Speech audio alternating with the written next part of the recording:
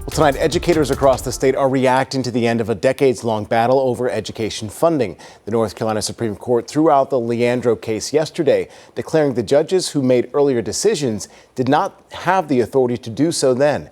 WCNC Charlotte's Julie Kay joins us in the studio to break down the impact. This court essentially has said that our rural students are left behind. That is Tamika Walker-Kelly's response to the end of the decades-long multi-billion-dollar Leandro case.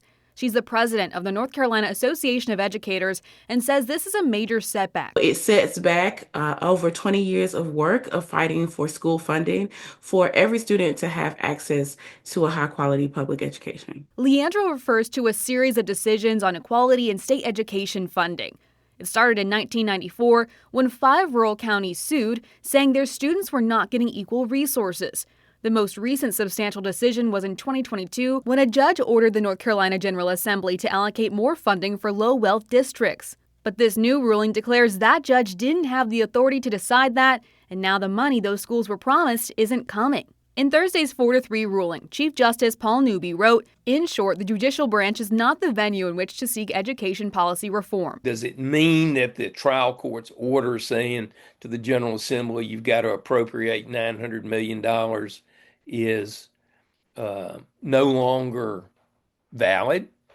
Yes, but that's not how they decided it. Former Justice Bob Orr was on the high court for some of the earlier Leandro decisions that are now overturned. He says this ruling is about authority, not about appropriations. It's ended the litigation. It is not in any way, shape, or form diminished the right articulated in Leandro 1 and carried through in the other opinions. While this litigation is over, Orr tells me it's possible some could file again as a class action lawsuit.